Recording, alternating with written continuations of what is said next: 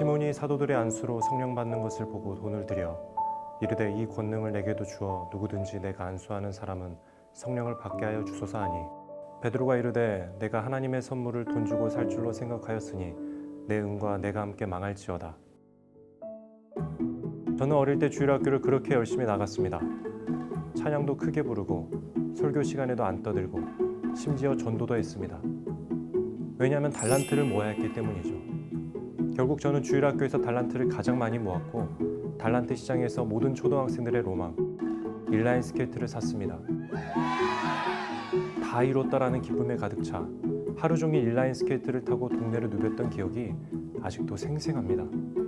그날 이후 저는 주일학교에 대한 기억이 없습니다. 무슨 말씀을 들었는지 무슨 찬양을 불렀는지 말이에요. 가긴 갔을 거예요. 엄마한테 혼나니까요. 근데 정말 기억이 안 나요.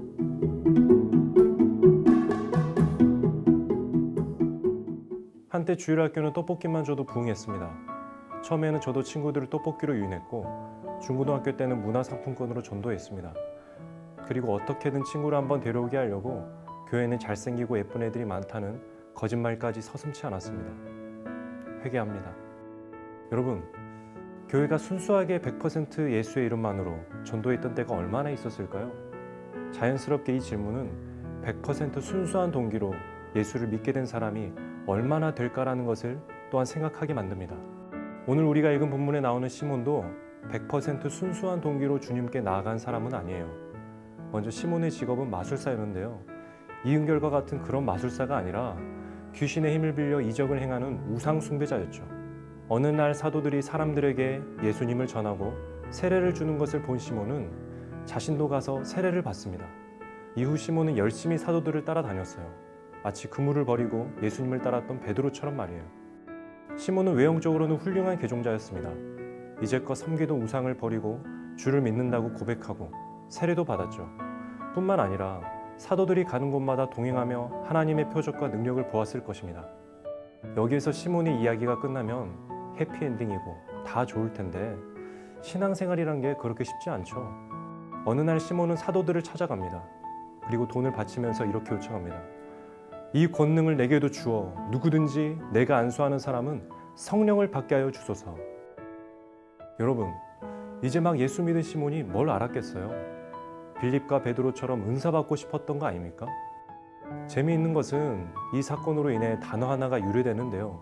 시몬이라고 하는 이름에 Y자를 붙인 시몬이라는 단어입니다. 이 단어를 검색해 보시면 성직을 매매한다는 뜻임을 알 수 있습니다. 오늘날에 빗대어 본다면 아무런 소명 없는 사람이 돈을 들고 신학교 가서 졸업장을 받고 목사 라이센스를 취득하는 케이스겠죠. 돈으로 성령의 능력을 사겠다고 하는 시몬에게 베드로는 단호하게 내 돈과 함께 망할 거라고 저주에 가깝게 책망합니다. 그리고 악한 생각을 버리고 회개할 것을 권면하죠. 하나님의 능력을 돈으로 살 수 있다고 생각하는 것은 신성모독으로 저주받을 일이기 때문입니다. 베드로는 앞서 사도행전 5장에서 불의하게 헌금했던 아나니아와 삽비라의 영적인 실상을 폭로한 바 있는데요. 그 베드로에게 지금 시몬도 딱 걸린 것입니다.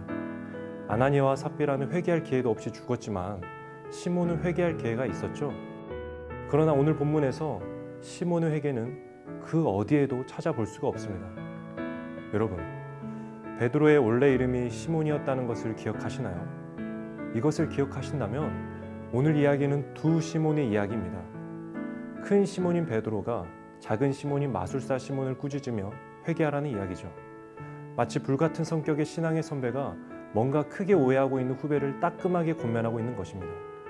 저는 큰 시몬 베드로가 작은 시몬을 바라볼 때 그물을 버리고 예수님을 따르기 시작했던 과거의 자신과 잠시 좋아하지 않았을까라는 상상을 한번 해봅니다. 예수님을 위해 제 목숨까지도 버릴 수 있다고 호언장담했던 베드로였지만 베드로의 신앙생활도 참 쉽지 않았죠. 베드로도 예수님께 많이 혼났고요. 심지어 예수님에게 사탄이라는 소리도 들었습니다.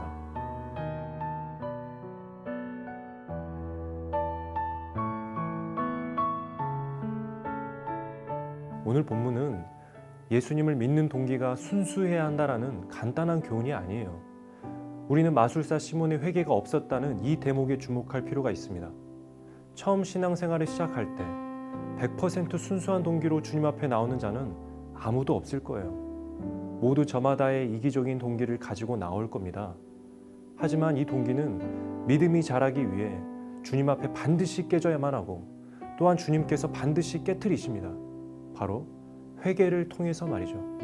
신앙생활을 주일학교 때부터 수십 년을 해도 여전히 나를 사로잡고 있는 어떤 죄 때문에, 정말 끊고 싶지만 끊어지지 않은 어떤 죄 때문에 주님, 이 죄를 어떻게 하면 좋습니까? 하는 이러한 처절한 회개가 없다면 우리 믿음은 여전히 시몬의 믿음이자 달란트 때문에 교회에 나오는 어린아이 수준의 믿음일 수 있습니다. 만약 시몬과 같이 회개에는 전혀 관심이 없고 예수님을 믿는 동기와 목적이 그저 이 땅에서 좀 더 풍요롭고 행복하게 사는 데만 있다면 비록 그 형태는 다르다 할지라도 시몬과 같은 마지막을 경험하게 될지도 모릅니다. 오늘 이야기의 마지막을 보세요.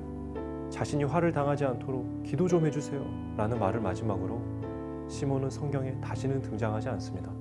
사랑하는 청년 여러분, 여전히 우리는 저마다의 동기로 예수를 따르는 작은 시몬일 수 있습니다. 그러나 우리는 다 큰 시몬이 되어야 합니다. 베드로도 수없이 넘어지고 깨졌지만 돌이키고 돌이켜서 주님만을 따랐습니다. 깨지는 것이 두려우신가요? 깨지려 하지 않아, 회개하지 않아 그렇게 사라진 작은 시몬이 될 것을 우리는 두려워해야 합니다. 바라기는 우리의 헛된 꿈과 불순한 동기는 깨지고 주님 주시는 새로운 꿈과 동기로 살아가는 우리 모든 청년들이 되시길 주님의 이름으로 축복합니다. 기도하겠습니다. 사랑의 주님, 내 안에 여전히 헛된 꿈과 불순한 동기들이 있음에도 회개하지 않았음을 고백합니다.